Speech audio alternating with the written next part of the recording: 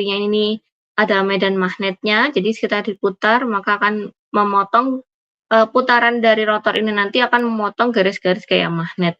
Nah, sehingga nanti karena dia berputar terus-menerus akan merubah arah magnet gitu ya, dari utara ke selatan nanti jadi kebolak-balik, jadi selatan dan utaranya saling berubah arah. Oleh karena itu, kenapa kok generator itu meskipun inputannya adalah berupa arus eksitasi DC, tetapi outputnya adalah berupa arus AC. Gitu ya. Nah, ini adalah rangkaian ekuivalen. Sudah pernah dibahas belum rangkaian ekuivalen sebelum pertemuan ini? Yang pertemuan terakhir? Udah bahas sampai ini belum rangkaian ekuivalen?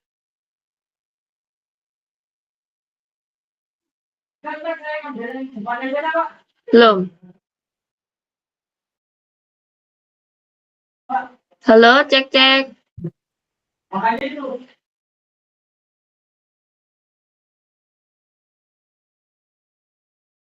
Udah pernah belum?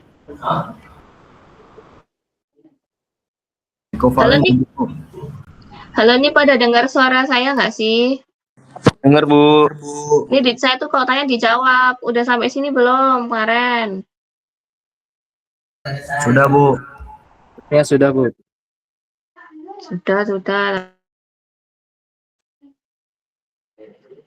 Kalau orang tanya tuh dijawab gitu loh. Kalian itu mesti deh kalau dosennya tanya nggak dijawab. Lama banget jawabnya. Masih ingat apa enggak? Maaf, Bu, tadi sore agak patah-patah gitu, Bu. Kecil juga.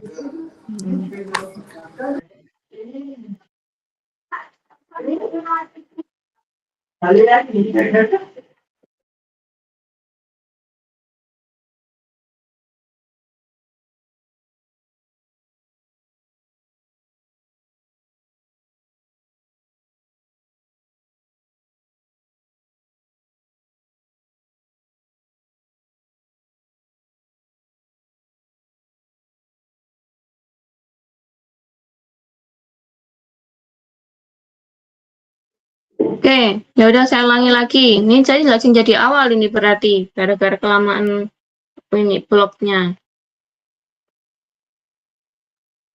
Nah, jadi ini adalah rangkaian ekuivalen dari generator sinkron ya. Generator sinkron ada belitan medan ataupun rotor dan belitan jangkar dan atau kita sebut sebagai stator ya. Yang mana di dalam belitan medan ataupun rotor itu ada nilai R ejektif. Ini adalah nilai R yang bisa diubah-ubah nilainya. Ada RT, ini adalah tahanan belitan dalam medannya atau disebut kita satunya ohm. Terus ini ada LT adalah induktansi ya, belitan medan. Kemudian untuk di belitan jangkar ataupun di statornya itu ada namanya XAR ini adalah reaktansi jangkar ya, reaktansi arus di jangkar. Kemudian XLA itu adalah reaktansi akibat arus bocor di belitan jangkar. Kemudian RA ini adalah nilai dari reaktansi arus jangkar. Kemudian IA ini arusnya, VT ini adalah tegangannya. Gitu. Jadi ini adalah rangkaian ekuivalennya. Jadi rangkaian ekuivalen generator itu sebenarnya dia lebih sederhana daripada rangkaian ekuivalen di trafo. Kalau di trafo yang sudah kita bahas di awal-awal pertemuan kemarin itu kan dia rangkaian ekuivalennya ada rugi inti besi, ada rugi akibat eddy current, ada rugi akibat arus belitan di sisi primer, sisi sekunder dan seterusnya gitu kan. Nah, kalau di belitan rangkaian ekuivalen untuk generator itu sebenarnya mereka di dalam rangkaiannya hanya merepresentasikan adanya belitan medan sama belitan jangkar stator. Kemudian ada namanya reaktansi akibat arus bocor di jangkar dan ada reaktansi bocor juga gitu ya. Jadi ada reaktansi yang XAR itu ya, reaktansi arus jangkar, sama kalau XLA itu reaktansi akibat arus bocor di belitan jangkar. Kemudian ada arus jangkaran juga, IA tadi. EA itu adalah tegangan induksi yang dihasilkan oleh adanya belitan yang ada di stator ataupun belitan yang ada di jangkar. Gitu. Jadi inilah yang akan direpresentasikan dari generator, penangkan ekivalen dari generator. Nah, sehingga kalau kita tulis rumusnya dari persamaan tadi yang ini, itu kita bisa tulis persamaannya seperti ini. Jadi EA, untuk mencari EA itu adalah tegangan yang dihasilkan di stator ya, artinya tegangan output dari generator ya. Nah, itu rumusnya adalah VT ditambah JXAR kali IA plus JXIA kali ini LA ya, XLA kali IA plus RA kali IA. Ini rumus rumus yang pertamanya yang sebelum disederhanakan. Nah, kemudian kalau kita sederhanakan nanti akan menjadi ini yang rumus kedua, persamaan 219. Yang mana kita pindah ruas ya, VT-nya pindah ruas sama dengan EA min JXAR kali IA min JXLA kali IA min RA kali IA. Nah, kemudian karena kita tahu ya bahwa ini ya reaktansi reaksi jangkar dan reaktansi flux bocor itu sebagai reaktansi sinkron atau kita sebut sebagai XS ya, atau XS sama dengan XAR plus XLA nih ya yang saya tulis di slide, maka persamaan akhirnya akan menjadi seperti yang tertulis di persamaan 2.20, yaitu VT sama dengan EA min JXS kali IA min RA kali IA dalam satuan volt gitu. Jadi nanti kalau mau mencari nilai tegangan, ya ini pakai rumus ini ya, VT sama dengan EA min JXS kali IA min RA kali IA. Itu ya, itu rumus untuk generator. Ini saya jelaskannya mungkin agak cepat, kalau ada yang mau tanya silakan tanya aja langsung. Kalau nggak ada yang nanya, saya anggap kalian ngerti. Karena materinya masih banyak, kita yang belum ini materinya. Kelamaan kepotong blok-blok bengkel. Nah, lanjut. Ini adalah gambar diagram vektor ya untuk generator ketika terbebani dengan beban resistif, kapasitif maupun induktif.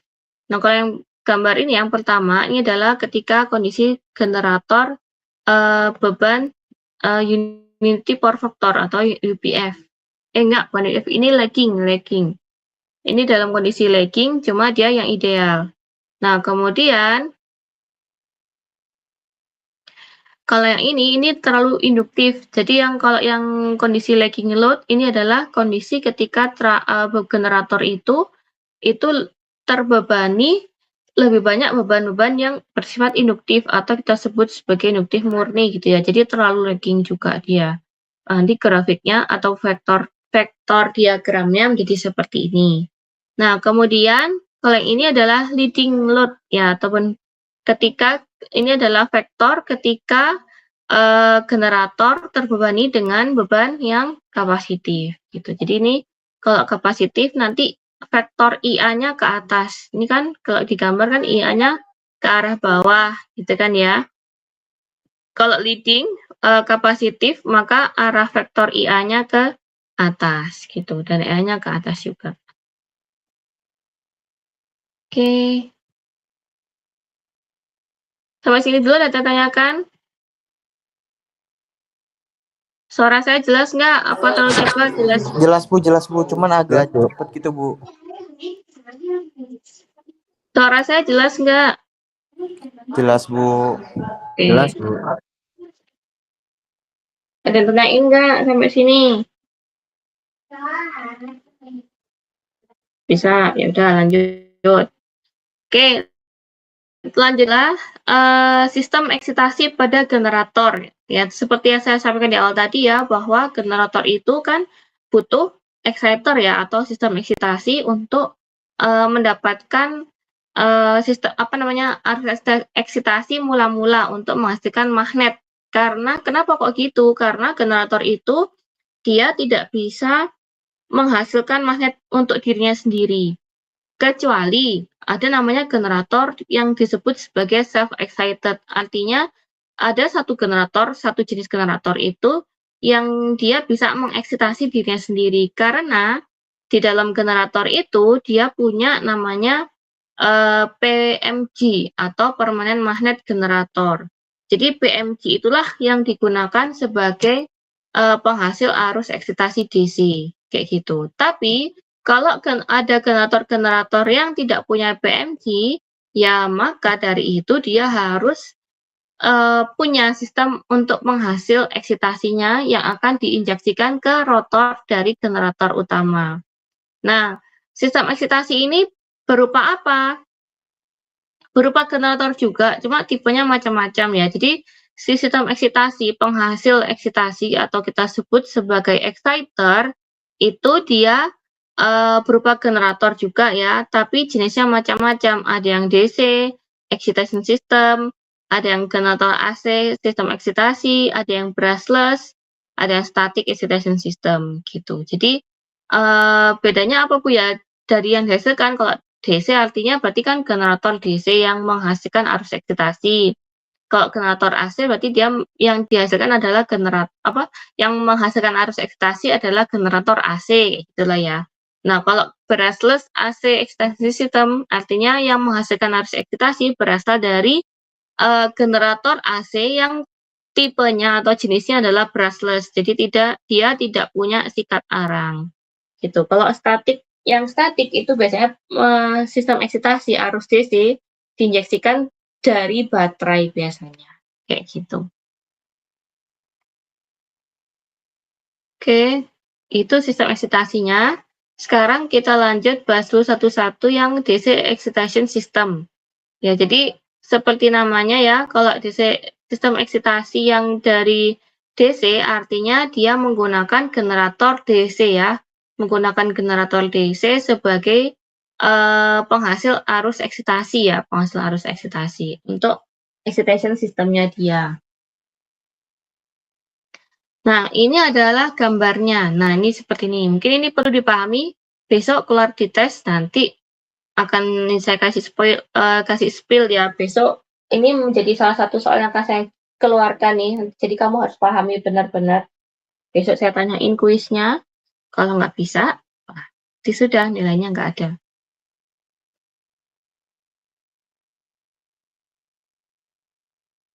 Nah, ini adalah sistem eksitasi kalau kita menggunakan generator DC.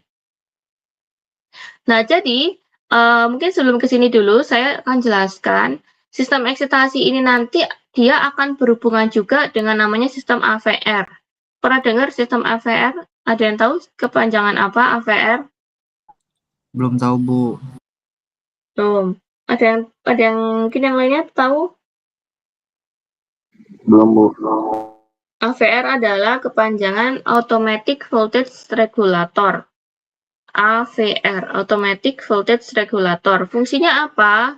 Fungsi dari AVR adalah digunakan untuk menjaga kestabilan tegangan output dari generator. Jadi memastikan bahwa tegangan output dari generator sudah sesuai dengan spek ataupun dengan sistem yang diinginkan sistem kayak gitu. Nah, si AVR akan bekerja sama dengan exciter sehingga mereka akan menjadi satu kesatuan untuk mengontrol daya output maupun tegangan output dari generator sinkron atau generator yang utama tadi gitu. Jadi nanti akan terjadi feedback sehingga terjadi closed loop, rangkaian tertutup. Sistem kontrolnya dia nanti akan menjadi sebuah sistem yang tertutup kayak gitu. Nah, ini saya jelaskan ya. Jadi yang di sini adalah sistem generator untuk yang DC-nya atau penghasil arus eksitasinya. Ini adalah generator sinkronnya. Ini adalah sistem AVR terdiri dari voltage sensor, voltage comparator, error voltage, amplifier. Ini semua adalah kesatuan dari sistem AVR. Yang ini adalah sistem eksitasinya, arus eksitasi, penghasil arus eksitasi yang menggunakan DC generator. Kemudian yang di sini adalah generator utama atau sinkronus generator gitu. Nah, bagaimana cara kerjanya? Nah, jadi ketika generator utama itu tadi menghasilkan tegangan dan daya output, maka akan ditarik nih sama si voltage sensor. voltage sensor akan mengambil sampling atau sampel tegangan dari tegangan yang dihasilkan oleh generator. Apakah tegangannya sudah selesai belum gitu. Nanti tegangan yang diambil atau tegangan yang disensing oleh voltage sensor akan diteruskan ke voltage comparator. Nah, jadi voltage comparator itu apa? Itu merupakan rangkaian elektronika daya ya, comparator itu. Jadi dia akan di dalamnya adalah rangkaian membandingkan. Nah, rangkaian ELDA yang fungsinya adalah untuk membandingkan antara tegangan yang akan dinilai V dengan tegangan yang dijadikan referensi atau tegangan sebagai yang dinilai sebagai acuannya, kayak gitu. Nah, misalkan contoh, langsung aja saya ambil contoh. Nah, misalkan kita setting atau kita buat sebagai tegangan referensinya adalah bahwa generator ini harus memiliki daya keluaran tegangan output itu sebesar 10 kV misalkan. Nah, kemudian saat dimasukkan ke sistem, ternyata di voltage sensor itu mendeteksi bahwa tegangan output dari generator itu hanya 9 kV. Maka si voltage comparator akan membandingkan dan menghitung dia bagaimana perbandingan antara tegangan aktual atau tegangan yang terjadi saat ini 9 kV dengan tegangan yang direferensikan atau digunakan sebagai acuan yaitu 10 kV. Nah, jika terjadi selisih nilai ataupun perubahan nilai, maka voltage comparator akan menghasilkan namanya error voltage nih. Nah, besaran error voltage tadi atau selisih nilai nanti akan disampaikan ke amplifier. Kemudian akan teruskan lagi ke sistem exciter gitu. Jadi selisih nilai tadi misalkan dari 9 harusnya 10, berarti kan ada kurang 1 kV nih, itu kan ya. Maka nanti si error voltage akan menyampaikan sinyal ke amplifier, kemudian nanti akan menyampaikan ke exciter si DC generator bahwa exciter kamu harus menambahkan arus eksitasi DC supaya bisa menambahkan tegangan output dari si sinkronus generator. Jadi artinya jika terjadi kekurangan ataupun selisih tegangan dari yang seharusnya V referensi, maka DC generator harus menghasilkan lebih lagi arus DC yang akan diinjeksikan ke dalam sinkronus generator supaya nanti arus DC yang diinjeksikan lebih banyak nanti akan menghasilkan tegangan yang lebih besar sehingga diharapkan tegangan output dari generator bisa naik gitu. Begitu seterusnya. Jadi itu siklusnya muter gitu, tidak terputus ya. Jadi mereka akan saling mengontrol dan saling menjaga supaya tegangan output dari sinkronus generator itu bisa tetap stabil atau sesuai dengan apa yang diinginkan gitu. Oke, jadi itu adalah sistem dari DC excitation system. Oke, ada tanyakan sampai sini? Nah, ini penjelasan tadi yang tentang gambar tadi.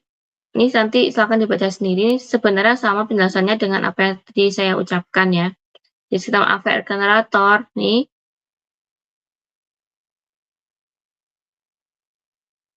Automatic voltage regulator atau AVR gitu ya.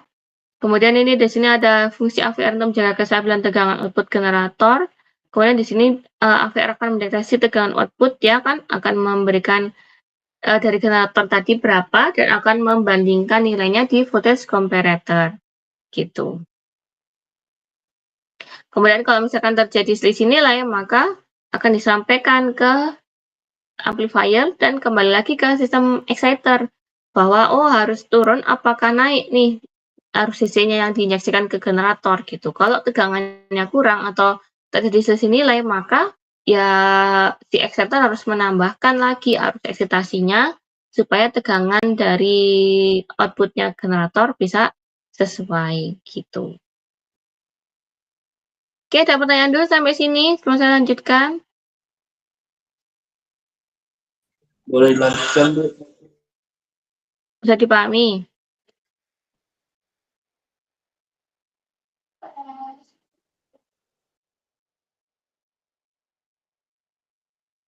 Masih bisa dipahami ya?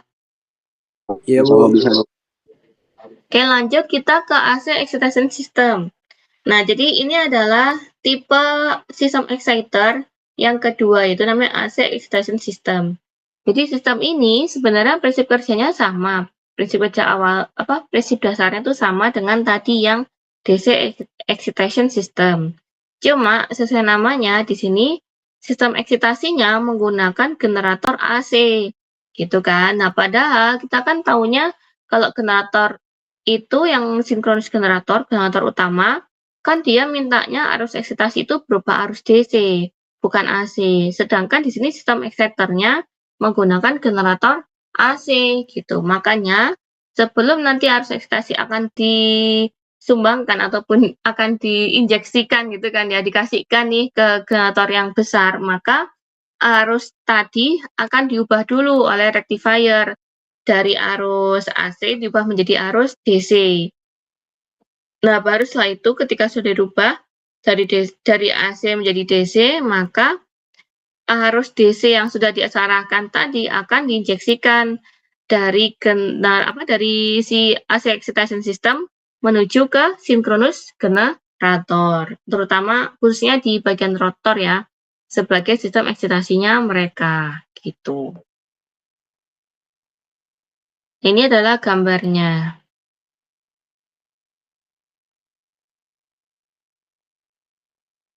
Nah, ini adalah gambar dari cara kerja tadi ya, cara kerja untuk sistem injeksi arus DC dengan menggunakan exciter berupa generator AC. Tuh, jadi di sini sama kayak tadi ya sebenarnya ya. Di sini adalah lilitan untuk sinkronus generatornya.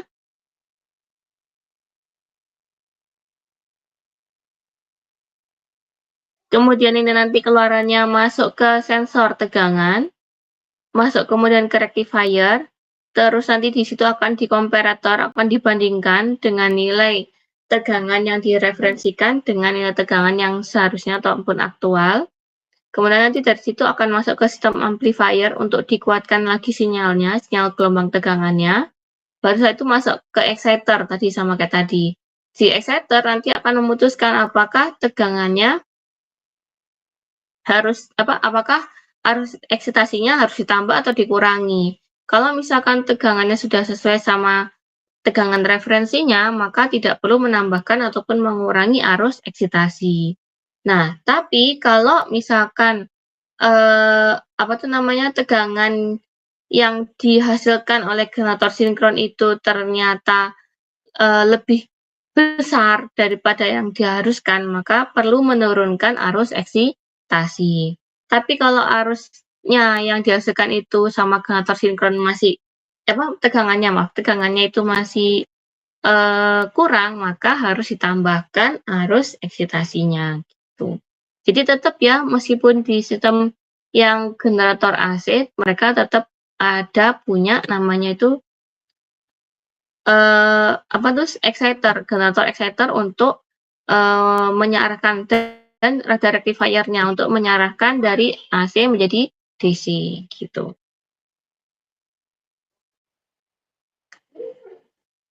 Izin bertanya, Bu. Iya, silakan. Berarti kalau untuk yang harus tegangannya itu belum sesuai dengan tegangan referensi, berarti yang dirubah itu harusnya aja ya, Bu? Iya, arusnya yang diubah. Yang lain nggak perlu ada yang dirubah lagi, Bu? Enggak. Oke, Bu. Seperti apa? Seperti mungkin ininya, Bu, rotasi dari komponennya, Bu, kan ada beberapa lilitan, Bu.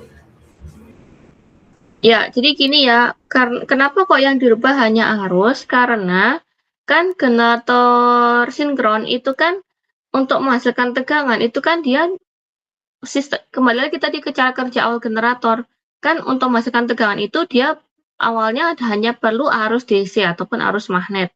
Yang nanti dari arus DC itu akan bisa diputar nih ketika rotornya berputar menghasilkan fluksi ya ataupun tegangan induksi, maka dengan adanya tegangan induksi itu kan generator bisa menghasilkan tegangan gitu kan.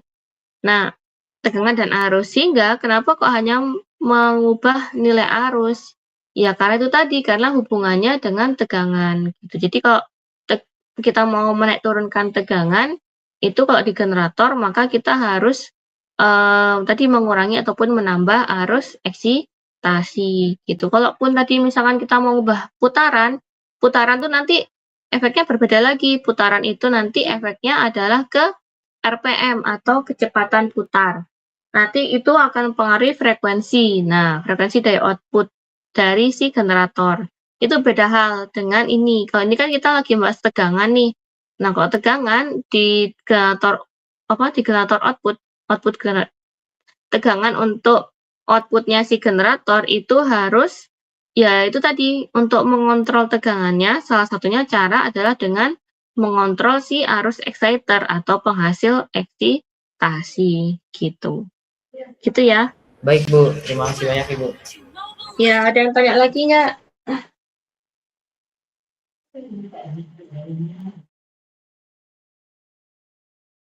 Tidak ada, Bu.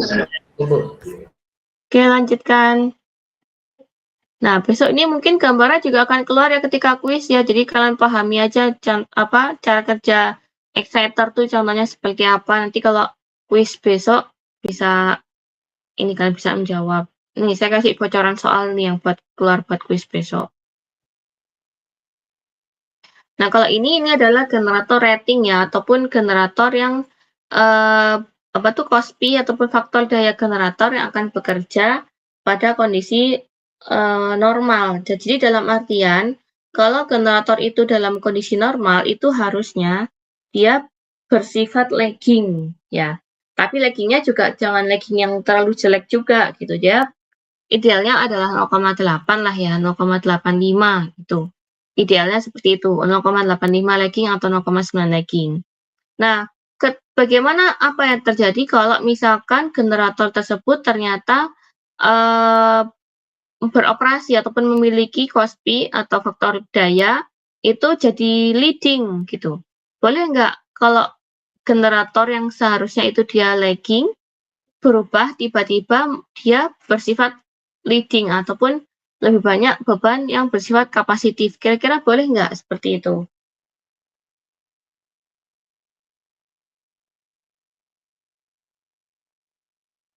Boleh nggak kalau generator jadi leading?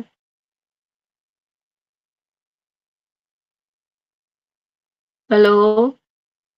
Sepertinya tidak boleh. Nggak boleh, kenapa nggak boleh?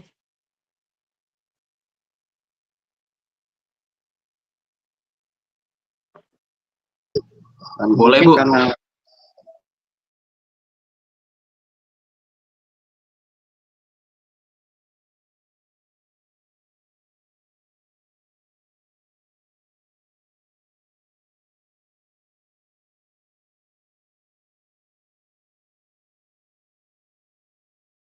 Iya, kenapa nggak boleh? Mungkin karena tegangannya tidak. Ya, jadi gini ya, kalau saya bilang tadi, kalau generator itu memang betul jawaban teman kalian tidak boleh. Jadi kalau generator tadi bekerja dalam operasi leading itu tidak boleh terjadi. Karena kalau generator itu bekerja pada operasi leading, maka akan terjadi daya balik atau reverse power yang akan masuk ke dalam generator. Jadi maksudnya apa? Jadi kan kalau generator itu kondisi normal kan dia lagging ya. Jadi nanti dia menghasilkan tegangan, menghasilkan daya yang dikeluarkan oleh generator yang nanti akan disalurkan ke beban-beban gitu kan ceritanya. Nah, kalau misalkan dia generator itu jadi leading, maka akan terjadi balik energi ataupun daya yang akan membalik arahnya dari luar sistem atau dari interferensi sistem masuk menuju ke generator. Jadi artinya generator bukannya menghasilkan tapi dia malah menerima daya masukan. Nah, itu kita sebut sebagai reverse power. Itu nggak boleh terjadi karena kalau misalkan generator itu bisa sampai menjadi reverse power, artinya itu generator sudah tidak normal bekerjanya karena dia tidak bisa menghasilkan daya. Malah dia yang menerima daya kayak gitu. Jadi itu tidak boleh. Nah, karena itu generator harus jaga Kospi-nya agar dinilai 0,8 lah atau 0,9 supaya dia lagging-nya stabil kayak gitu. Karena dengan lagging itu maka generator akan bisa bekerja dengan optimal untuk menghasilkan daya dan tegangan gitu. Kalau leading itu tadi, kalau dia nggak bisa dia menghasilkan tegangan gitu. Gitu ya. Jadi itu adalah faktor daya untuk pengoperasian generator yang benar ataupun yang sesuai gitu ya. Nah, ini adalah salah satu contoh exciter ya. Salah satu contoh exciter di dunia nyata ya. Nanti kamu kalau kerja bisa lihat lagi nih exciter sesungguhnya. Ini adalah DC generator, ini adalah rotating AC-nya, ini brushless-nya. Gitu.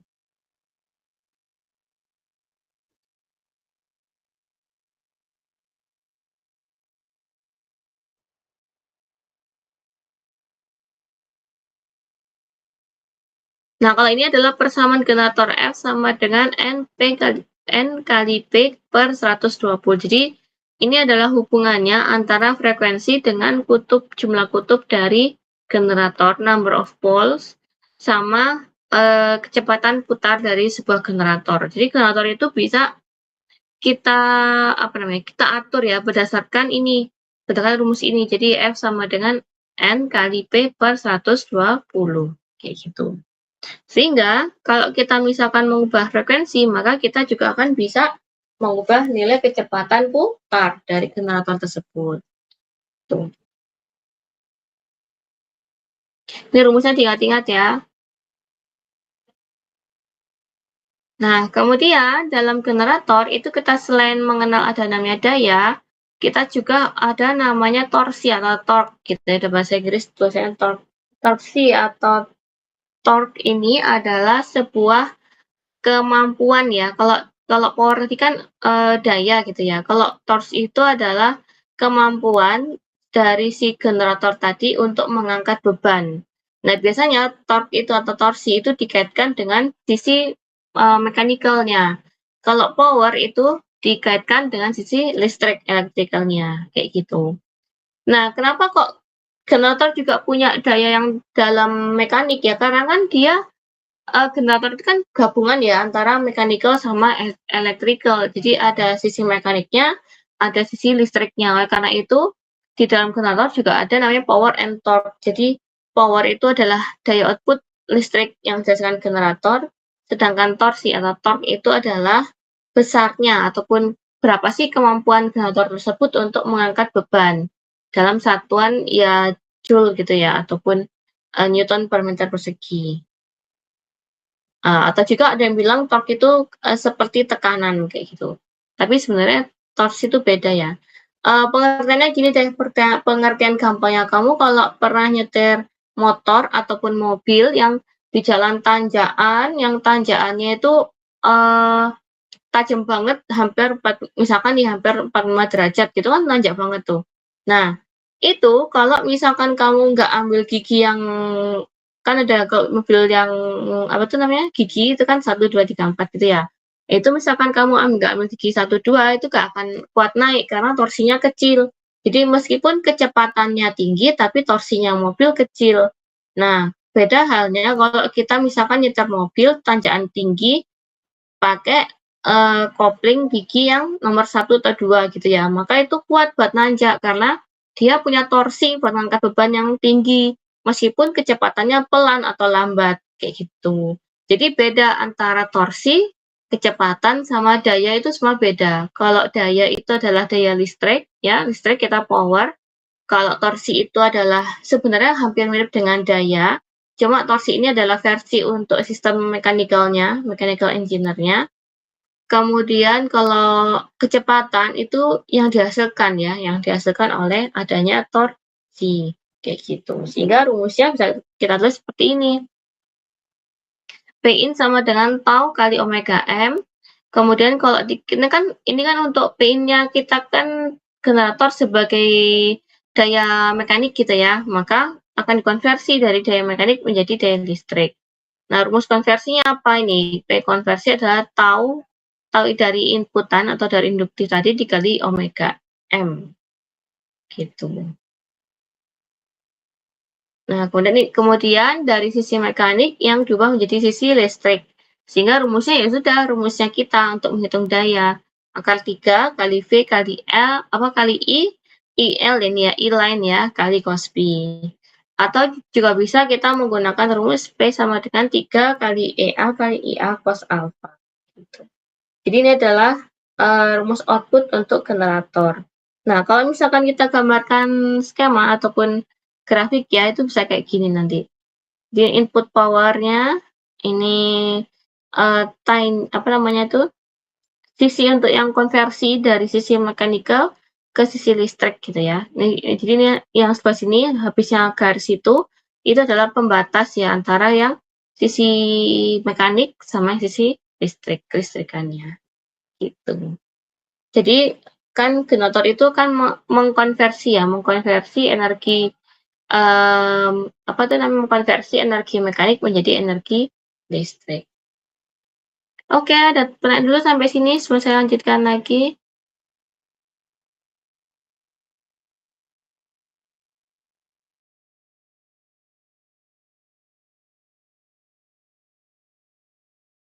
Apa saya terlalu cepat jelasinnya?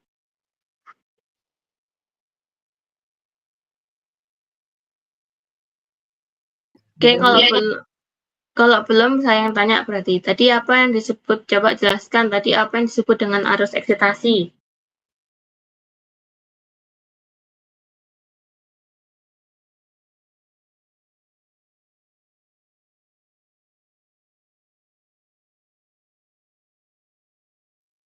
Apa? Ada yang tahu nggak arus eksitasi itu apa? Barusan saya jelasin juga.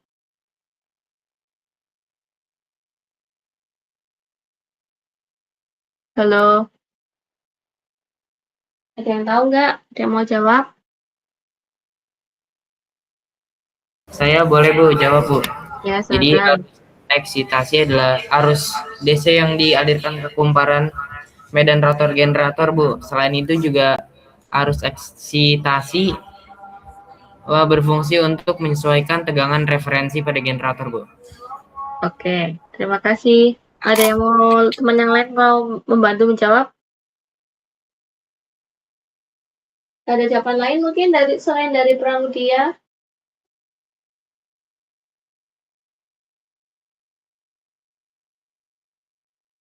Coba kalau Rashid, Ya, Bu. gimana kalau arus eksitasi itu sistemnya? Saya nambahin fungsinya aja, Bu.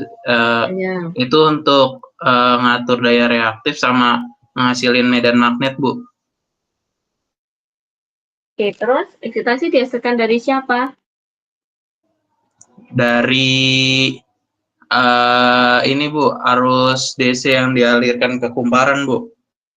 Ya, exciter. Maksud saya yang menghasilkan arus exciter itu siapa? Yang menghasilkan arus eksitasi siapa? Masih ingat nggak?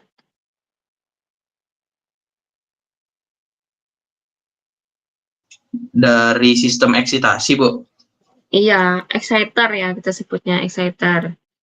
Iya, betul. Jadi exciter tadi ya untuk masukkan arus eksitasi, gitu ya.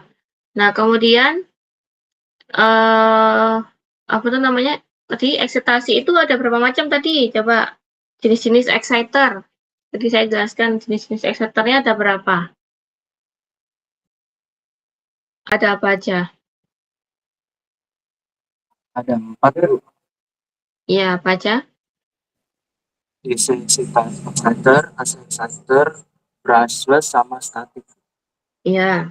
Kalau yang DC generator gimana sebagai sistem exciter? Dia pakai AVR Bu. Pakai AVR. Terus? Kalau yang AC dia pakai rectifier. Ya. Kalau yang sistem AC kalau di sistem AC dia juga pakai ini enggak? AVR juga enggak?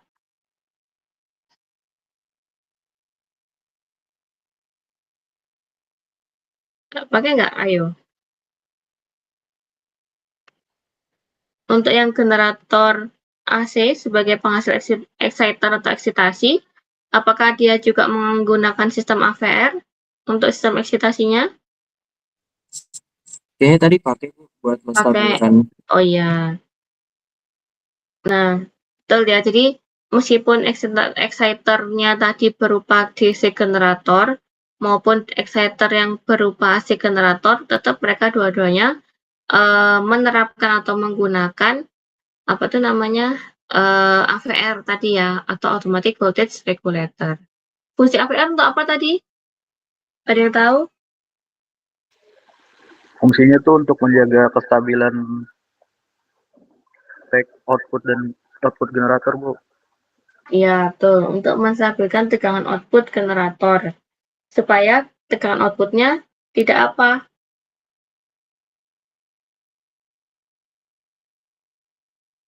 Kenapa kok harus dijaga? Ada yang tahu? Agar tidak berubah-ubah, Bu. Iya. Kenapa? Emang ngaruh ya kalau tegangan output generator berubah-ubah itu? Ngaruhnya kemana? Ke komponen generatornya, Bu. Komponen generator? Kok bisa?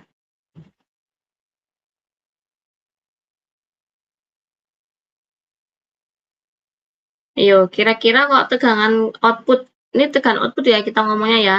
Kalau tegangan output ataupun tegangan yang dihasilkan oleh generator itu selalu berubah-ubah misalkan, dan tidak ada namanya AVR, maka kira-kira apa yang terjadi? Over voltage, Bu. Over voltage ya bisa, terus apa lagi?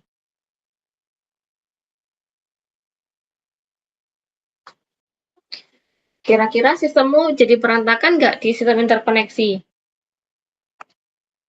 Berantakan, Bu. Berantakan, Bu. Iya, jadi nggak stabil ya kan tegangannya. Bayangkan kan sistem interkoneksi itu kan kita tidak hanya satu generator, banyak sekali generatornya. Untuk Pulau Jawa aja udah berapa generator itu ya kan? Satu pembangkit ya, di dalam satu pembangkit itu kan ada berapa unit gitu kan? Satu unitnya itu ada 5 sampai 6 generator. Nah, berarti dikaliin aja tuh satu pembangkit, belum pembangkit-pembangkit yang lain. Nah, misalkan, jadi karena banyaknya jumlah pembangkit yang ada di Pulau Jawa, sehingga kan kita punya namanya sistem interkoneksi ya. Sistem kelistrikan interkoneksi Jawa Bali. Nah, sistem interkoneksi ini dia akan saling mempengaruhi. Jadi meskipun misalkan nih PLTU Python nanti mensuplai energi dari Jawa Timur dibawa ke sampai Jawa Tengah, Jawa Barat gitu misalkan. Nanti kalau kurang di Jawa Barat akan di backup oleh PLTGU Karawang misalkan atau PLTA Cirata. Nah, misalkan seperti itu. Kemudian tiba-tiba di PLTU Python itu tegangannya tidak stabil misalkan. Dan itu semua generatornya nggak stabil, jadi berubah-ubah terus nih tegangan outputnya. Maka apa yang terjadi? Ya di sistem akan jadi kacau kan? Ketika tegangan output generator yang di PLTU Python itu jadi berubah-ubah terus, maka jaringan yang disutet yang akan masuk ke jaringan transmisi, sutet dari Python menuju ke Jawa Tengah dan Jawa Barat, maka tegangannya tidak bisa diprediksi karena itu tadi berubah-ubah. Kadang misalkan jadi 200, kadang bisa jadi 100 kV, kadang turun lagi jadi 50 kV. Nah, bayangkan itu kan sangat berbahaya ya. Ataupun tidak mungkin terjadi hal itu karena nanti pertama, kalau tegangannya berubah-ubah terus seperti itu, maka akan bisa mengakibatkan terjadinya ketidakstabilan tegangan. Nah, kalau ketidakstabilan tegangan di jaringan interkoneksi, lama-lama bisa menyebabkan ketidakstabilan energi ataupun daya. Nah, kalau sudah bicara tentang energi, tentang daya, ya sudah. Kalau tidak segera ditangani, maka bisa jadi kegagalan total atau blackout system. Kayak gitu. Jadi, rentetannya sangat panjang. Oleh karena itu, kenapa sih sangat penting sekali bagi pembangkit-pembangkit ini untuk mengontrol daya output dan tegangan output keluarannya. Karena sangat berpengaruh sekali tegangan output yang dihasilkan generator itu ketika nanti dia sudah nyambung sama jaringan interkoneksi, sedikit banyak perubahan yang keluar dari tegangan output maupun daya generator, maka akan mengakibatkan perubahan juga di sistem interkoneksinya. Kayak gitu, akan memberikan dampak perubahan juga di sistem interkoneksi. Dampaknya berupa apa? Ya berupa frekuensi, frekuensinya berubah-ubah tadi, tegangan, dan seterusnya. Kayak gitu, sehingga itu tadi kita perlu adanya sistem eksitasi dan AVR yang saling bekerja sama, mereka jadi satu tim untuk menghasilkan atau memastikan tegangan output dari generator sudah sesuai dengan yang kita butuhkan atau yang kita setting. Supaya dayanya juga bisa sesuai, karena kan secara tidak langsung nanti kalau kita ngatur tegangan, kita juga bisa mengatur daya output, ya nggak? Kalau ada bebannya misalkan stabil nih, bebannya load-nya stabil. Nah, kita kan dari situ kita bisa mengatur daya output kalau kita ngatur tegangan, gitu. Jadi itu perentetannya seperti itu. Kayak gitu ya, tentang generator, ada yang ditanyakan sampai sini?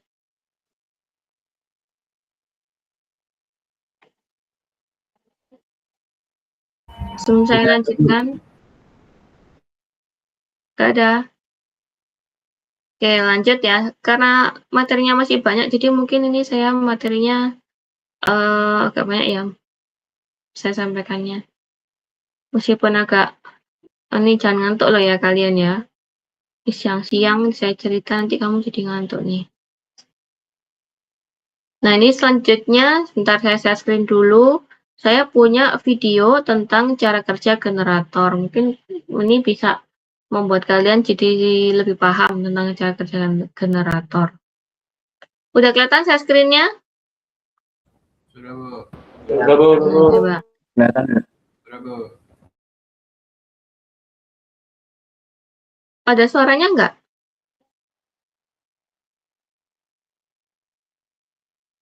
Nggak ada, Bu. Nggak ada ya? Bu. Ya udah, nanti kamu perhatikan dulu gambarnya, saya jelasin ini ya, saya jelasin manual.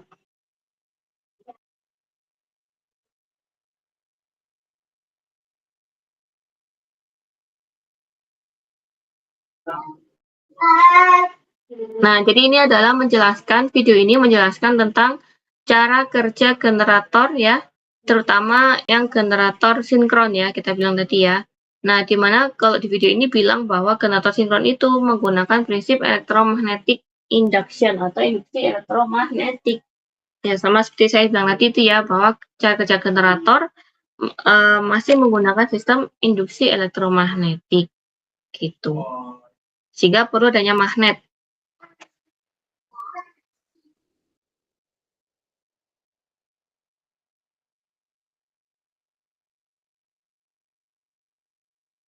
Nah, jadi ini kan ada dua kondisi ya. Yang pertama ini magnetnya tetap, magnetnya tidak berubah-ubah, cuma yang berubah adalah si koil yang di tengah itu, yang potongan kotak itu yang muter-muter. Nah, yang kedua ini adalah si apa tuh namanya magnetnya, arah magnetnya yang berubah-ubah, north kan, N to north gitu ya, S to south gitu. Nah, tapi kalau yang kondisi kedua ini, yang berputar adalah magnetnya, yang tengah-tengah ini koilnya tetap diam, tidak bergerak. Nah, kira-kira untuk generator yang mana yang digunakan?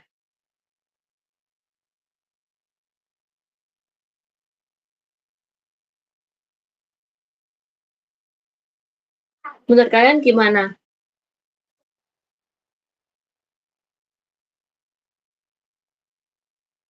Yang kanan, Bu.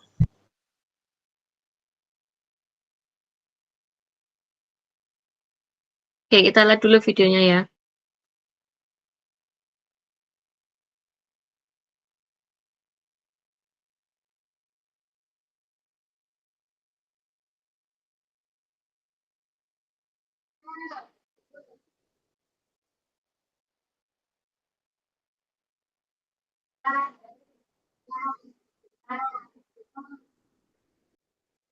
Nah, ini salient pull rotor ini adalah salah satu jenis rotor ya, rotornya generator. Tipe rotornya generator, namanya salient pull rotor.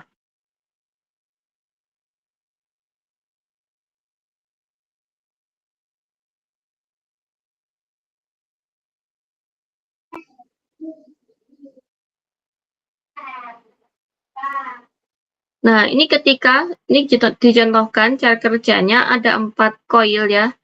ini masing-masing koil itu dialiri arus DC. Jadi positifnya dari sini gitu ya. Kemudian masuk ke sana, negatif ke sana. Otomatis kan dia kan punya lilitan masing-masing ya, sehingga di dalam lilitan masing-masing ini akan terjadi magnet gitu kan ya ketika dialiri arus DC gitu. Nah, kita lihat arah magnetnya kemana.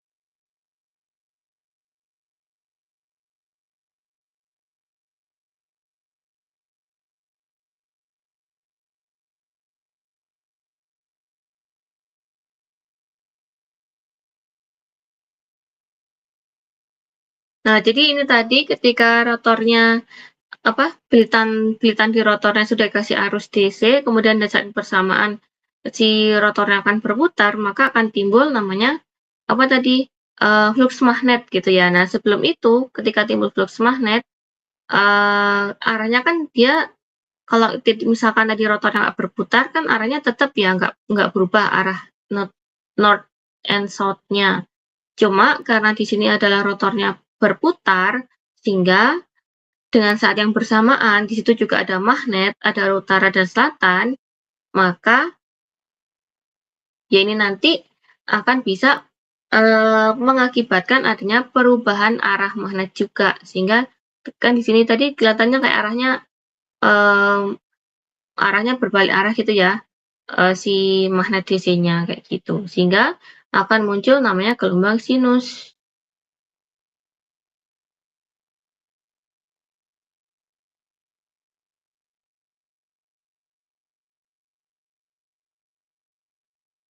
Nah, ya, jadi rumusnya tadi ya, F sama dengan P kali N per 120. Bu, izin bertanya, Bu. Ya, Itu silakan. dari rumusnya yang 120 itu dari mana ya, Bu? Apakah dari sudut tiap belitan magnetnya?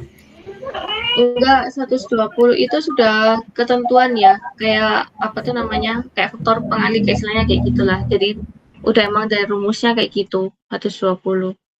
Oke, baik, Bu. Ya, Terima kasih. bukan derajat ya itu ya. Baik, Bu. Iya.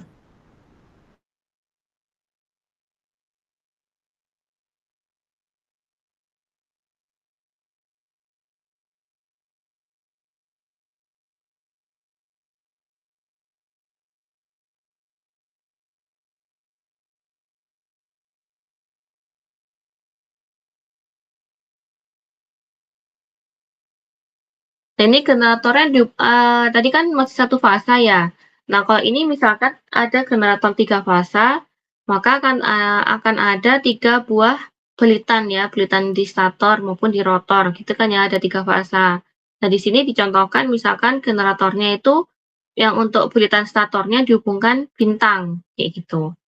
Maka nanti ya sama aja, tadi kan cuma satu fasa, satu gelombang sinus. Jadi kalau 3 fasa akan muncul 3 gelombang sinus, kayak gini. Nah, jadi sambil generatornya itu muter, nanti dia akan menghasilkan 3 gelombang sinus yang punya beda derajat 120 derajat.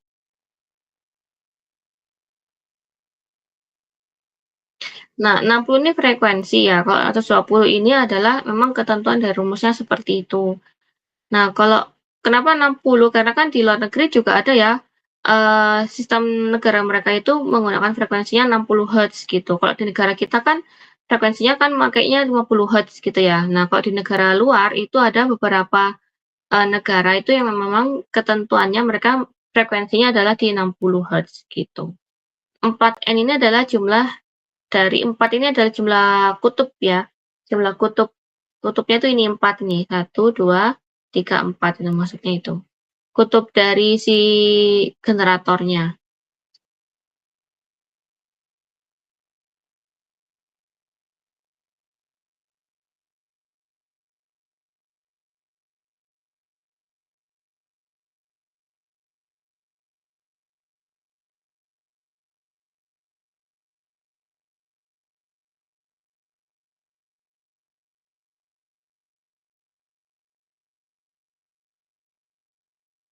Nah, jadi biasanya generator itu punya kecepatan putar masing-masing ya, RPM-nya masing-masing sesuai dengan nameplate. Kalau di generator yang kecil itu biasanya sekitar 1.500 RPM gitu ya. Tapi kalau generator yang besar kayak di pembangkitan ya itu ya biasanya antara 3.000 juga ada tuh yang kecepatan generatornya 3.000 RPM juga ada. Atau kadang juga ada tetap pakai dia meskipun dimensinya besar generatornya tapi kecepatannya tetap 1.500 juga ada. Jadi itu semua tergantung dari si desainer pembuat generatornya kayak gitu.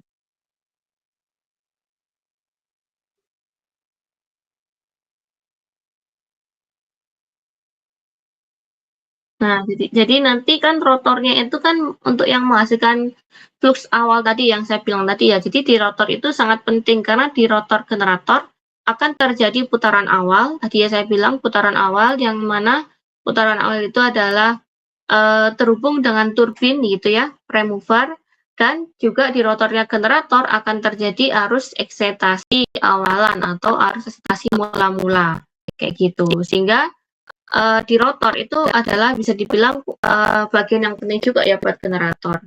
Karena tanpa adanya arus eksitasi yang diinjeksikan ke dalam rotor, maka di generator tidak akan bisa menghasilkan magnet atau tidak akan terjadi elektromagnetik gitu ya.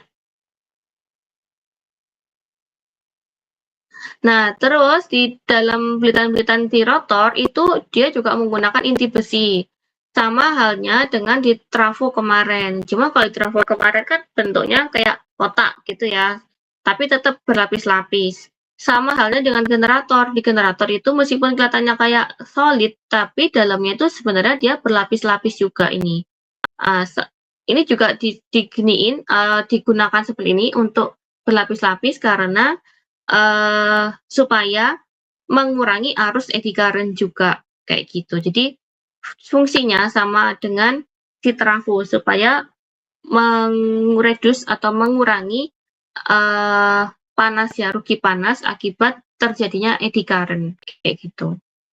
Sama dengan fungsi trafo ya. Jadi selama mesin-mesin listrik itu masih menggunakan prinsip elektromagnetik, masih ada magnet, itu pasti tetap ada namanya eddy current.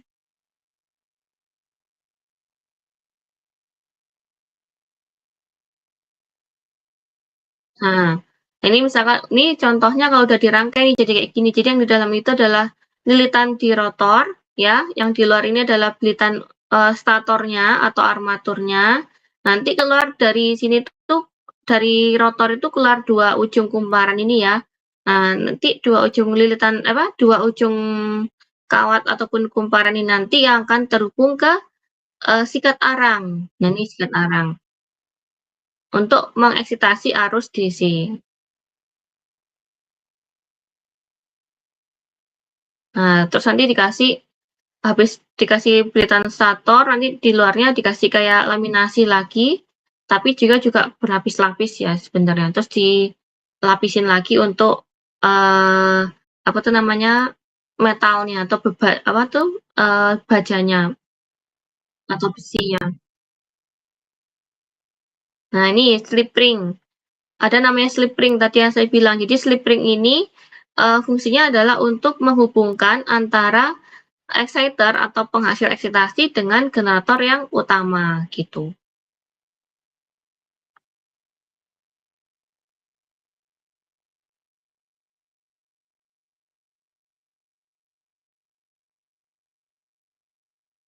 Nah, jadi ini adalah exciternya nih. Ini contoh exciternya. Exciternya. Halo, kenapa Amanda?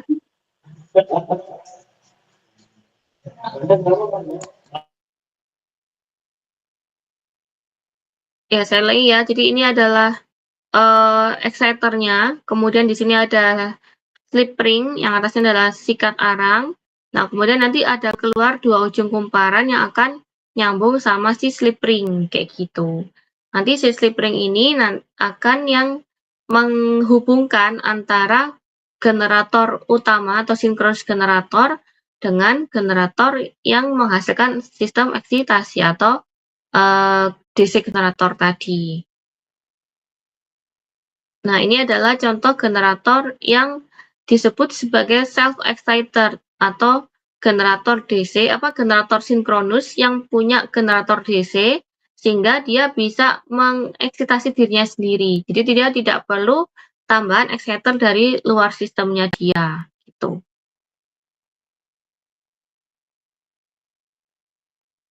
Nah, itu ya, self-excited generator.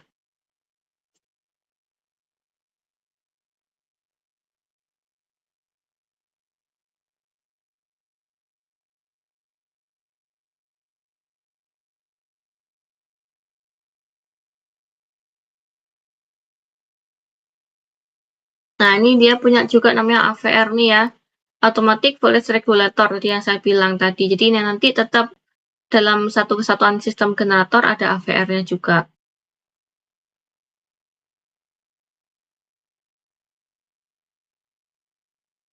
Nah, jadi AVR itu berhubungan dengan pengontrolan arus eksitasi atau field current atau arus yang ada di rotor gitu ya.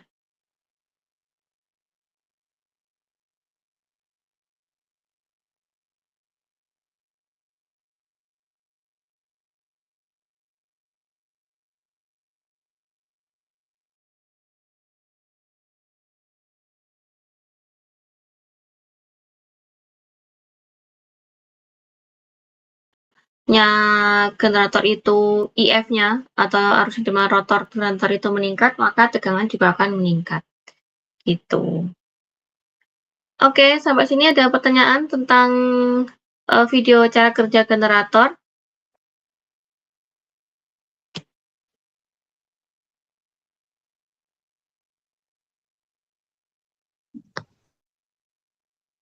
Halo?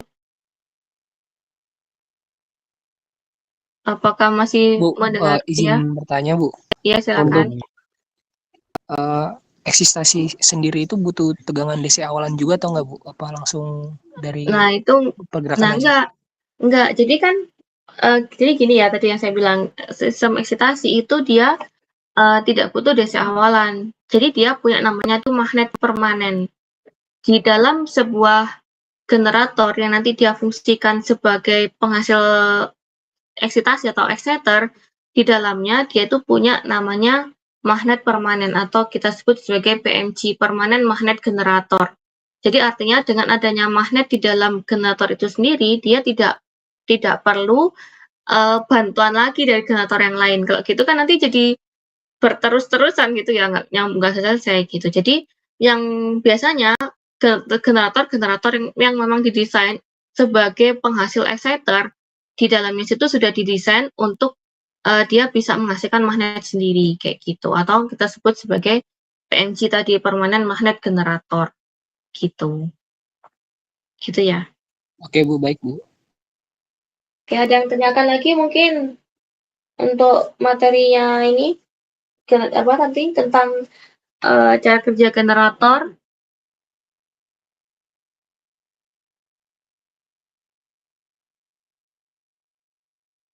Kalian habisnya ada kuliah lagi nggak?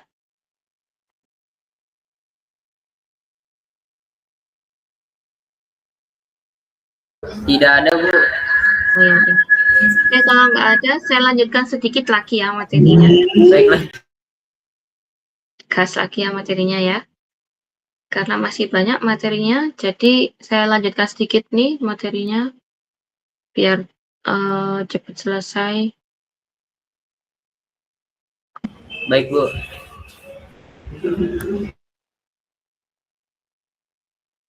Oke, nanti tentang cara kerja generator, paham ya? Jangan dilupakan besok kuis. Nah, ini saya spill lagi nih. Nah, ini saya kasih tahu besok soalnya apa nih? Tuh, kamu pelajari tentang cara kerja generator. Besok kuis keluar tuh. Jadi besok offline kita, sebelum saya lanjut materi, saya kuis dulu ya. Jadi besok saya ajakan kuis dulu, baru setelah itu kita lanjutkan materi. Baik, Bu. Ya, disiapkan untuk besok. Kalau nggak gitu kan kamu nanti jadi nggak belajar nih, nanti lupa lagi. Kita udah lama ya. Kita ke apa namanya? Kepisah blok itu berapa lama sih dari terakhir materi saya mesin listrik? Kayaknya 3 minggu ada ya?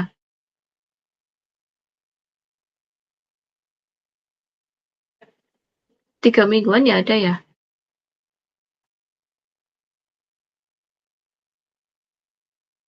Udah. Oke, sudah bisa lihat di layar share screen? Sudah, Bu.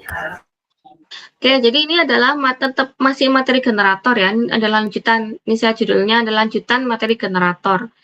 Jadi masih tetap membahas tentang prinsip-prinsip dari generator dan cara kerjanya. Ya. Nah, ini tadi di slide pertama, ini tadi ya, seperti di penjelasan di video tadi juga sudah dijelaskan bahwa untuk rumus generator itu ada hubungannya antara F atau frekuensi dengan P kali N per 120. Itu ya, jadi apa namanya, hubungan antara P jumlah kutub ya, tadi ya, jumlah kutub, N itu jumlah kecepatan ataupun kecepatan putar di rotor sama 120 itu ya konstanta gitu lah ya. Kalau itu emang rumusnya kayak gitu. Gitu. Jadi ini adalah rumus utama ya untuk menghitung dari generator itu sendiri. Kita bisa memperkirakan, oh kalau frekuensi sekian maka N-nya berapa kayak gitu. Nah, kemudian ini kita masuk ke rangkaian bintang dan delta. Masih ingat belum tentang rangkaian bintang dan delta? Pernah dibahas di mata kelas sebelumnya, di semester sebelumnya, bintang delta.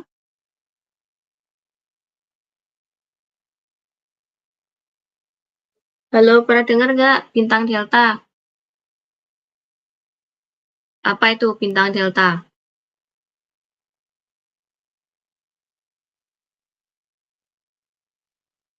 Iya, betul. Sambungan ya, sambungan untuk ke terminal ya. Terminal dari misalkan, kan kita kan sistemnya 3 fasa ya kan. Kok 3 fasa kan gimana cara nyambungnya itu tadi bisa disambungkan dengan hubungan bintang atau delta. Jadi misalkan dari generator mau dihubungkan ke beban. Jadi nanti generatornya berapa nih dihubungkan bintang, nanti bebannya dihubungkan apa gitu ya. Jadi misalkan generatornya bintang, terus bebannya delta juga bisa. Itu semua tergantung dari kembali lagi tadi desain sistemnya seperti apa dan kebutuhannya. Karena kan kalau di rangkaian star atau bintang itu kan dia artinya ada titik hubung singkatnya ya atau titik yang di jumper itu kan ya, titik tengahnya ini. Sehingga nanti di situ biasanya akan dihubungkan ke netral kayak gitu. Jadi di sini ada 3 cabang arus line, yaitu arus line fasa R, S, sama T. Sini ya, arus line fasa R, di sini adalah fasa S, yang bawah sini adalah fasa T. Kemudian yang tengah-tengah ini adalah titik sambungnya, gitu ya, titik sambungnya untuk 3 fasa ini, gitu. Nah, biasanya kalau di hubungan bintang itu titik sambung ini akan bisa dihubungkan ke netral. Nanti dari titik sambung tengah ini akan dihubungkan ke titik kabel netralnya, gitu. Nah, kalau di hubungan bintang atau star itu masih ingat ya besarnya kan ada sebutannya V fasa. Ini saya tulis dulu aja deh biar kamu nggak bingung. Kalau hubungan bintang atau star gitu ya, itu kan ada yang disebut dengan tegangan ya, V, tegangan antar fasa, ada tegangan line to line, atau kalau disingkat jadi gini, line to line. Dalam bahasa Inggris ya, kalau dalam bahasa Indonesia, ini kita sebut sebagai tegangan antar line. Jadi misal tegangan antar line R, ya kan, sama S kayak gitu. Maaf, ya benar, R sama S. Nah, kalau tegangan antar fasa itu biasanya antara fasa sama netral. Jadi misalkan antara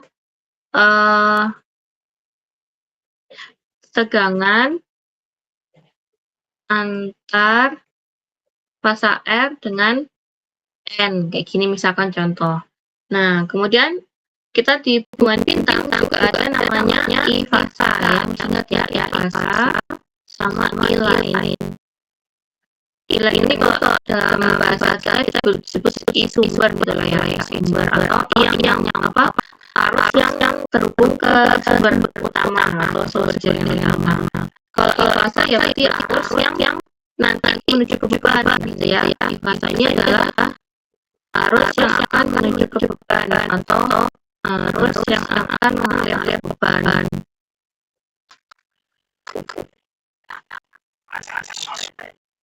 Nah, dalam hubungan bintang itu kalau kita lihat lagi di sini ya, kan ini kan tegangannya di sini kan, tegangan fasa R, fasa S, fasa T, tegangan ya. Nah, tegangan antar fasa berarti tegangan fasa R sama S ini ya, fasa S sama misalkan RT SST ini. Nah, itu besarnya adalah angka 3 ya. Besar tegangan fasa tegangan tulen itu besarnya angka 3 dari tegangan fasa. Nah, jadi lebih besar nilainya tegangan line ya daripada tegangan antar fasa. Jadi dari besarnya kita tulis dulu. Besarnya line to line itu sama dengan angka 3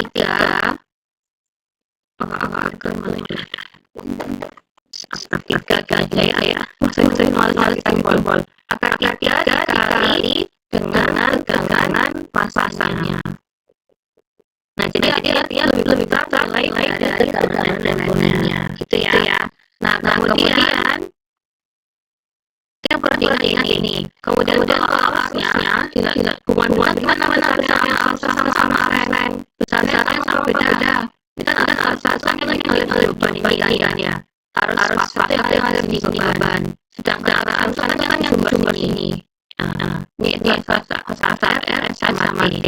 Nah, berarti arus yang mengalir sumber di fasa R itu kan sama dengan arus yang mengalir fasa beban ya. Maksudnya arus line fasa R itu kan sama dengan arus yang mengalir beban ini kan. Sama-sama juga arus yang ini arus yang mengalir dari fasa S itu kan besarnya juga sama dengan arus yang mengalir di fasa atau bebannya di fasa S. Sehingga besarnya arus line itu besarnya sama dengan arus fasa. Paham di sini?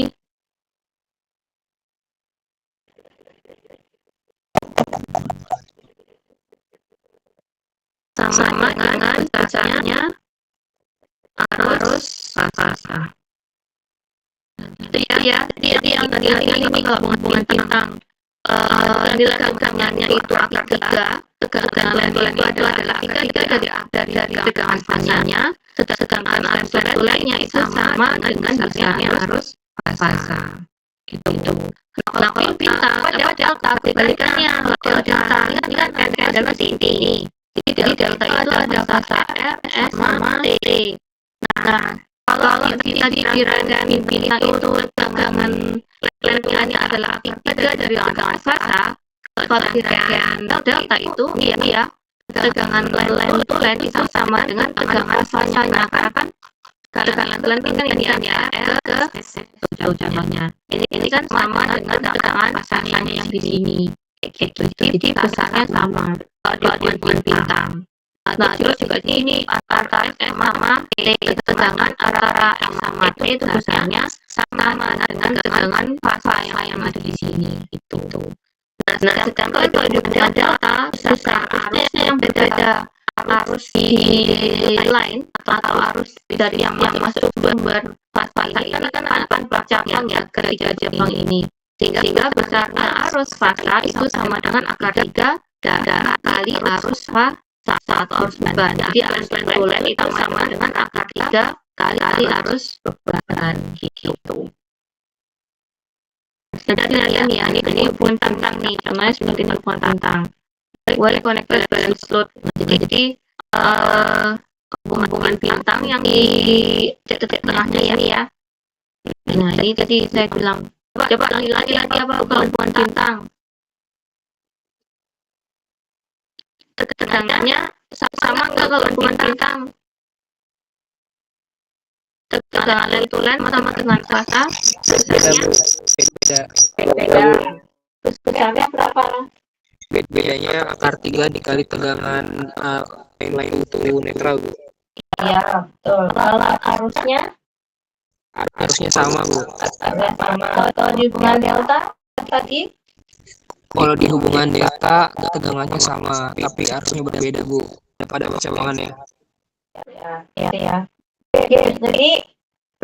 Jadi gitu ya, antara Helen dan hubungan bintang sama delta, ingat ya, kalau kebalikannya antara bintang sama delta. Kalau di hubungan bintang maka arus lain itu sama dengan arus fasa. Kalau di hubungan delta itu yang sama adalah nilai tegangannya. Ketegangan tulen itu sama dengan tegangan fasa ya. Kalau untuk dayanya hitung dayanya ya sama ya, kita pakai rumus daya pada dasarnya listrik kita, rangkaian listrik V sama dengan VI kali cos P gitu. Oke, ada pertanyaan dulu sampai sini.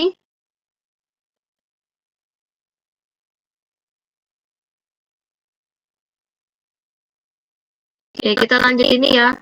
Nah, tadi kan kita sudah membahas tentang kerja generator itu ya. Nah, sekarang kita akan bahas bagaimana kalau generator itu akan nyambung sama sistem interkoneksi. Nah, tadi kan sudah itu kita membahas internalnya, ibaratnya ini kan internalnya generator ya, dalam internalnya generator. Nah, sekarang kita merambah dunia eksternalnya generator. Jadi artinya kalau generator itu nyambung sama dunia luarnya atau dunia interkoneksinya, ini nanti jadi gimana gitu? Apakah berpengaruh dengan parameter-parameter yang ada di dalamnya generator atau enggak nih kayak gitu. Nah, ini kita akan bahas satu-satu. Jadi yang pertama, jika generator itu tersambung ke sistem interkoneksi, itu ada yang disebut sebagai operating alone atau generator synchronous generator operating alone, atau artinya generator itu sendirian menanggung beban. Artinya generator itu tidak tersambung ke sistem interkoneksi. Jadi dia hanya satu generator yang akan menanggung satu beban ataupun satu kesatuan beban gitu. Jadi misalkan nih di sebuah desa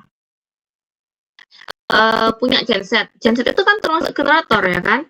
Genset itu juga termasuk generator, cuma dia kan bahan bakarnya berbeda. Kalau misalkan generator yang dibesar-besar kayak pembangkit besar kan dia pakai batu bara, uap kayak gitu kan. Kalau genset kan pakai solar, ada solar gitu-gitu kan. Nah itu sebenarnya genset juga prinsip dasarnya sama dengan generator gitu. Nah biasanya itu generator yang berdiri sendiri itu di daerah-daerah yang sulit terjangkau listrik misalkan kayak gitu. Nah jadi satu generator ini nanti akan menanggung seluruh beban listriknya, hanya dia seorang. Nah, bagaimana kalau generator itu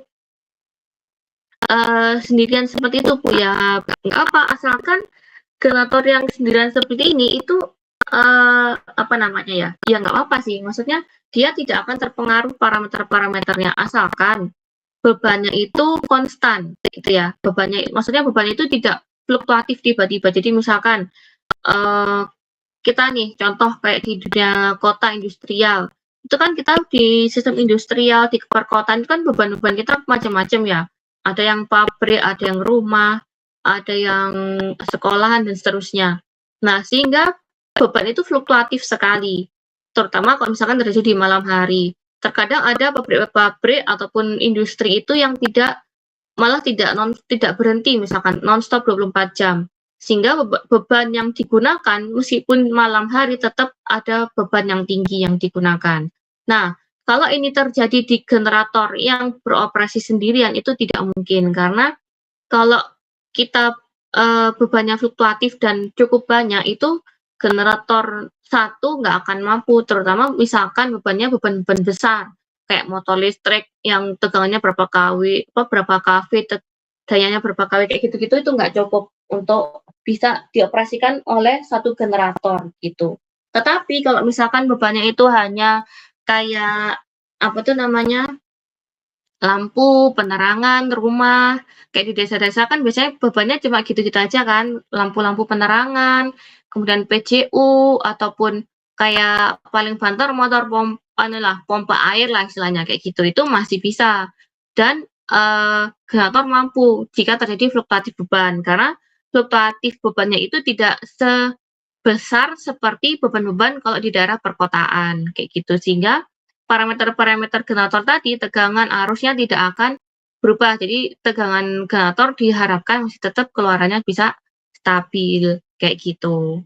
Dan juga asalkan dengan syarat atau asumsi ya, generator yang berdiri sendiri atau operating alone ini itu field current-nya konstan, ataupun besaran arus medannya ataupun arus eksitasinya besarannya harus konstan gitu, sehingga fluksinya juga konstan, sehingga tegangan outputnya konstan, kayak gitu, sehingga dia bisa mensuplai beban meskipun dia hanya sendirian, kayak gitu. Jadi ya ini tricky ya sebenarnya kalau generator yang sendirian, dia bisa aja buat mensuplai beban, tapi asalkan bebannya bukan beban-beban yang fluktuatif yang besar-besar kayak di perkota-kotaan atau industrial. Dia hanya beban-beban yang misalnya cuma lampu-lampu aja, ataupun paling banter ya pompa air, kayak gitu-gitu, itu masih bisa tuh ditangani oleh satu buah generator. Sehingga dengan asumsi bahwa kecepatan generator bisa konstan dan besarnya arus eksitasi juga bisa konstan gitu. Gitu ya. Nah, ini adalah grafiknya diagram vektor kalau generator itu beroperasi sendirian nih. Sebenarnya nggak beda jauh ya.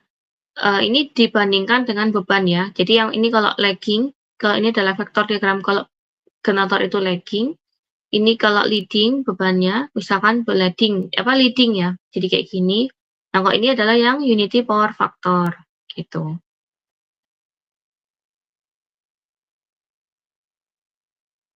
Oke, sampai sini dulu ada pertanyaan? Tidak ada, Bu.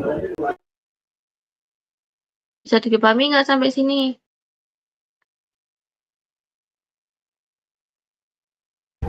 Insya Allah, Bu. Insya Allah, kenapa? Nah, oke.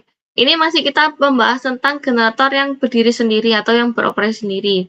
Nah, misalkan ada sebuah generator yang kita hubungkan dengan beban, kemudian beban itu kita tambah. Nah, apa nanti akan berubah ya? Nah, ini pertama. Kalau misalkan kita bebannya tadi yang kita bicara tentang generator itu berdiri sendiri, kalau bebannya kita tambah, dengan catatan beban itu induktif ya, induktif load, maka akan terjadi penurunan tegangan di terminalnya si generator. Jadi akan decrease significantly. Jadi tegangannya akan turun secara signifikan. Kalau itu bebannya lagging atau inductive load. Kemudian kalau beban itu misalkan berupa resistif murni, contoh kayak lampu pijar ya, lampu pijar yang lampunya kuning tuh, bukan LED ya, lampu kuning yang lampu zaman dulu tuh yang pijar. Nah, misalkan beban yang ditambahkan berupa itu, maka tidak akan terjadi penurunan yang secara drastis tiba-tiba, tapi penurunannya pelan-pelan. Jadi tetap ada pengurangan tegangan ketika nambah beban, tegangan output dari generator juga akan berkurang, cuma penurunan tegangan output dari generator ini tidak berkurang secara signifikan turun drastis gitu, tapi dia akan berkurang secara bertahap, pelan-pelan, kayak gitu. Nah, kemudian kalau beda halnya, misalkan kita tambah bebannya, tapi beban itu berupa kapasitif atau beban-beban yang bersifat kapasitif, maka nanti di terminal generator akan terjadi kenaikan tegangan. Tegangan akan naik sehingga bisa terjadi over voltage kayak gitu. Jadi kalau yang lagging itu nanti tegangannya turun, kalau yang leading maka tegangannya bisa naik atau over voltage gitu. Sehingga inilah adanya perubahan tegangan tadi akibat adanya perubahan beban, maka kita ada rumus baru namanya voltage regulation atau VR. Yang mana VR ini rumusnya adalah VNL atau tegangan ketika no load atau tegangan generator saat tidak berbeban dikurangi tegangan saat generator itu full load atau tegangan generator saat dia berbeban penuh dibagi dengan tegangan saat generator tersebut berbeban penuh kali 100%. Jadi akibat adanya perubahan beban tadi ya, penambahan pengurangan beban, nanti yang akan berpengaruh juga terhadap nilai tegangan dari generator, maka akan mempengaruhi juga VR ini tadi, gitu, voltage regulation. Jadi kita dari VR ini kita tahu, oh berapa sih nilai tegangan voltage regulation-nya atau perubahan tegangannya berapa persen. Jadi dalam bentuk persentase, gitu. Oke, sampai sini dulu ada pertanyaan? Ini besok aja ya, lanjut besok aja yang sebelum governor. Sebenarnya kalian sudah lelah ini. Oke, jadi besok kuisnya silakan pelajari sampai slide 9 nih. Dari slide awal tadi sampai slide 9 buat belajar besok kuis. Ya. Oke, dapatan dulu sebelum saya akhiri. Besok kita lanjutkan materinya. Di sini bisa kita lanjutkan yang di sini. Sama besok awal kita kuis sebentar ya. Kuisnya nggak usah lama-lama, soalnya cukup 5 soal aja ya. Kuis sebentar. Nggak usah lama-lama, nanti kuisnya saya kasih waktu 30 menit buat kalian ngerjain soal. Jadi kalian nggak boleh lama-lama mikirnya, harus gercep. Kemudian habis 30 menit kuis awal, baru kita lanjut materi lagi gitu ya. Karena materinya masih banyak. Oke, ada yang ditambahkan atau ditanyakan dulu sebelum selesai kuliah kita hari ini?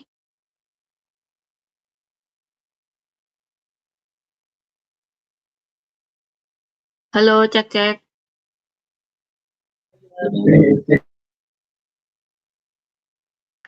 Ada yang tanya nggak?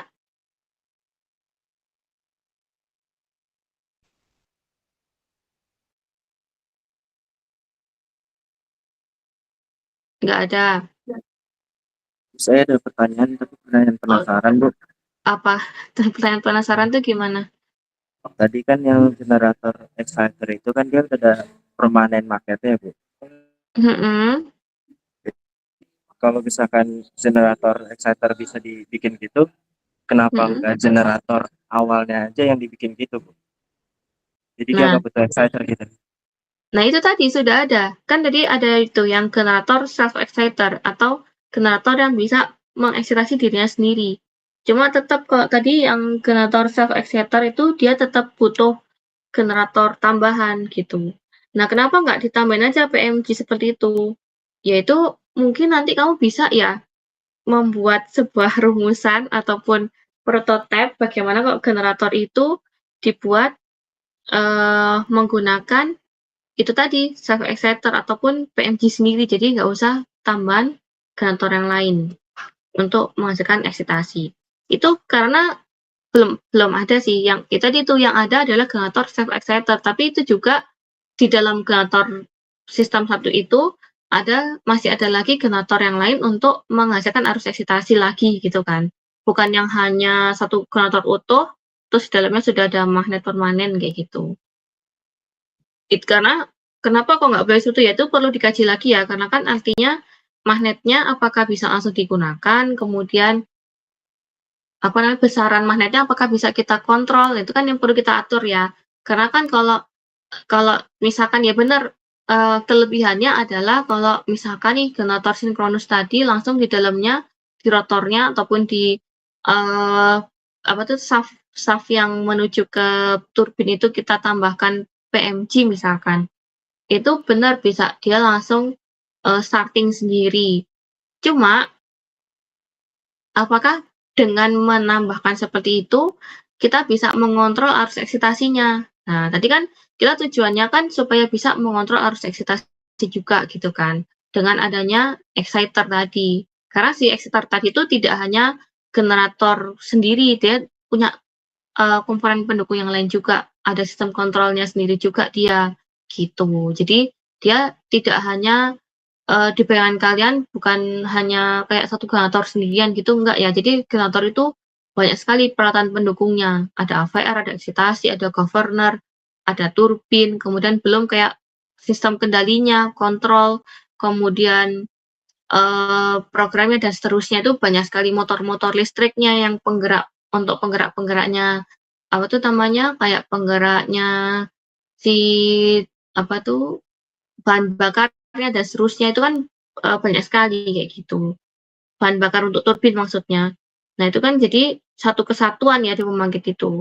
Nah jadi misalkan, nanti kamu kalau penasaran pilih tuh kamu browsing-browsing, kamu explore, kamu coba bagaimana sih kamu kaji lebih dalam bagaimana kalau misalkan generator itu, apa namanya, ditambahkan sendiri nih, apakah sudah ada sekarang mungkin teknologi yang terbaru tentang generator yang, apa namanya, memiliki PMG sendiri di dalamnya. Nah itu kan juga ini ya, tapi kalau setahu saya sih sampai sekarang itu, untuk generator sinkron ya nih ya, terutama generator sinkron.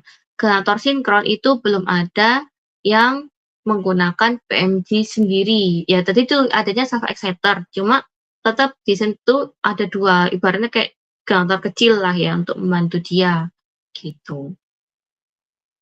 Gitu ya jawaban saya. Baik, Bu. Ada lagi mungkin yang mau tanya yang lain? Kita diskusi aja. Ada yang mau tanya nggak sebelum kuis besok?